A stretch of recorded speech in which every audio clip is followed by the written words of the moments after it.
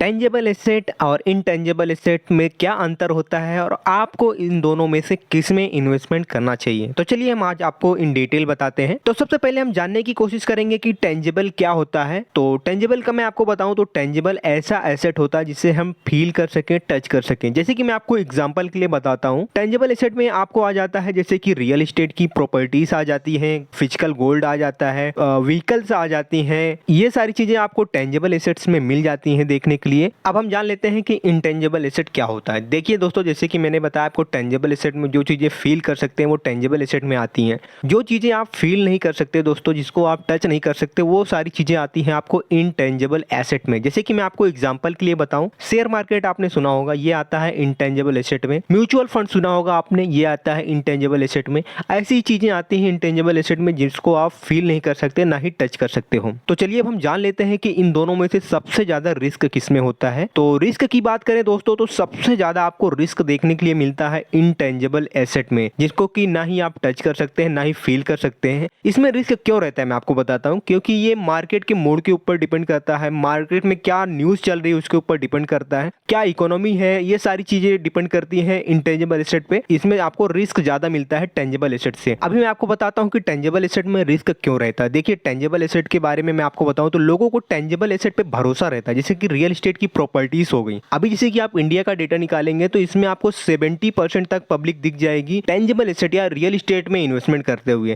क्योंकि लोगों को भरोसा होता है ना कि प्रॉपर्टी ली है, मेरे सामने है, तो इसमें रेंट आएगा या आगे चल के इसमें एप्रिसिएशन आएगा। देखिए, इसमें क्या होता है कि आपको रिस्क बहुत ही कम होता है, ये मतलब माइनस में जाने का कोई चांस ही नहीं होता। जैसे कि इनटेंजेबल एसेट में कभी कभी क्या होता है, लाइक आप शेयर मार्केट को लेते हो तो एक साल में आधा भी हो सकता है, आधा से कम भी हो सकता है, तो वो रिस्क होता है। तो चलिए अब हम जान लेते हैं कि टेंजेबल और इनटेंजेबल एसेट में दोनों में सबसे ज्यादा प्रॉफिट कौन देने वाला होता है। तो देखिए, रिस्क भी सबसे ज्यादा इंटेंजेबल में है और प्रॉफिट की भी बात करें तो वो भी सबसे ज्यादा आपको इंटेंजेबल में ही मिलता है। शेयर मार्केट के बारे में सुने होंगे, अगर आप यकीन करिए दोस्तों, आप अच्छी कंपनीज में चूज कर लेते हो ना, तो साल में वो डबल भी हो जाती है, ट्रिपल भी हो जाती है। देखो, माइनस रिस्क तो आपको भी देख के चलना ही पड़ेगा, रिस्क भी है और प्रॉफिट भी है। अगर हम बात करें टेंजेबल एसेट में, तो उसमें आपको रिस्क तो है ही नहीं, बहुत कम रिस्क है। इसमें अगर हम प्रॉफिट की बात करें टेंजेबल एसेट में, तो इसमें आपको कंसिस्टेंसी मतलब प्रॉफिट मिलता रहेगा, लेकिन उतना हाई प्रॉफिट नहीं मिलेगा। जैसे कि आपको मैं बताऊं, इसमें आपको 7 से 8% का ही प्रॉफिट मिलता रहेगा पर ईयर मिनिमम। तो हमें उम्मीद है दोस्तों कि आपको इस वीडियो में टेंजेबल और इनटेंजेबल एसेट के बारे में जानने को मिला होगा और आपको समझ में आया होगा इन दोनों के बारे में। तो आई होप अगर आपको वीडियो अच्छी लगी हो तो वीडियो को लाइक करें एंड चैनल को सब्सक्राइब करें। आपके लिए ऐसे ही वीडियो हम लाते रहेंगे।